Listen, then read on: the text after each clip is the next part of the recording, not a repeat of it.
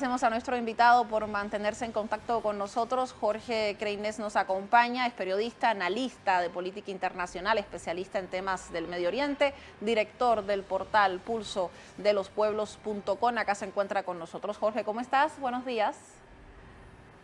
Hola, muy buen día. Gusto de estar con ustedes y con la audiencia de Telesur. Muchísimas gracias por acompañarnos. Vamos a arrancar con la primera consulta. ¿Cuáles son aquellas condiciones que deben estar dadas para lograr una paz duradera en este territorio, tomando en cuenta que ya se han de alguna manera violado los puntos que anteriormente se han firmado entre ambos territorios, como por ejemplo el retiro de las tropas de Armenia del territorio pedido por Bakú, por Azerbaiyán, uno de los tantos puntos que se han continuado violando según las autoridades de este país? ¿Cuáles son aquellas condiciones que deben estar dadas en su opinión? Bueno, allí entran en contradicción los principios de autodeterminación de los pueblos que favorece a la población armenia de Nagorno-Karabaj y del otro lado el principio de integridad territorial que le reivindica Azerbaiyán. De manera que ese viejo conflicto que había sido contenido en el marco de la antigua Unión Soviética, derivó después con el resurgir de los nacionalismos en el conflicto. Ahora la situación internacional y la situación militar en la región favorece notablemente al pensamiento y a la política de Azerbaiyán, por lo cual prácticamente podemos decir que Armenia y los habitantes de Nagorno-Karabaj han sufrido una derrota política y militar, y me parece que las conversaciones van a girar en torno a que vuelva a normalizarse la pertenencia territorial de Nagorno-Karabaj para el Estado de Azerbaiyán y al mismo tiempo sean respetados los derechos y los intereses y la autonomía de la población de la región, que es mayoritariamente de origen armenio y católico, cuando en Azerbaiyán son de origen turco y musulmán. Por lo cual es de esperar que en esta situación se pueda restablecer la paz y la normal convivencia de ambos países que durante décadas convivieron y que luego empezaron a surgir enfrentamientos entre ellos. Lo que señalas, Jorge, en relación con las características de este conflicto, que no solo tiene que ver con cuestiones políticas, sino también con cuestiones culturales y religiosas. Es un elemento que no deja de tener importancia. Sin embargo, me gustaría quedarme en aquellos argumentos que lanzan las autoridades, específicamente desde Azerbaiyán, en relación con lo que sucede en este territorio, que tiene que ver con la extracción de los recursos naturales y que según estas autoridades se hacen sin las precauciones medioambientales necesarias. Y es por ello que es otro de los problemas que se genera en la zona, la extracción ilegal de estos recursos, las economías ilegales también que se genera allí y por otro lado la contaminación que genera a través del río que sin duda alguna tienen que utilizar y otros espacios pues naturales. ¿Cómo podríamos analizar este conflicto también tomando en cuenta este tema de la extracción de los recursos naturales? Bueno, esto en una situación de conflicto es muy difícil de resolver y de atender. Es difícil en general resolverlos en los marcos de situaciones de paz, inclusive, por lo cual en medio de un conflicto esto se agrava todavía más.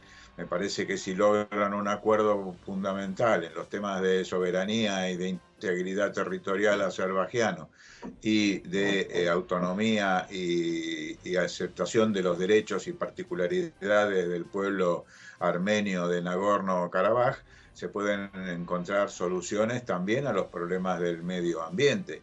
Y lógicamente en medio del conflicto a río revuelto, ganancia de pescadores, como se dice, aparecen fuerzas delincuenciales que explotan recursos naturales para propio beneficio, sin las necesarias previsiones, por lo cual la normalización de la situación militar allí es fundamental y que se inicien conversaciones políticas sobre los temas de soberanía y sobre los temas de autonomía, por un lado, y al mismo tiempo también empiecen a haber capítulos como el ambiental u otros que puedan ser necesarios para mejorar la calidad de vida de esa población, que insisto, independientemente de qué país ejerza la soberanía sobre esos territorios, tiene que tener una autonomía y deben ser resueltos sus intereses y sus deseos como comunidad autónoma y particular en esa geografía tan complicada de las alturas de Karabaj.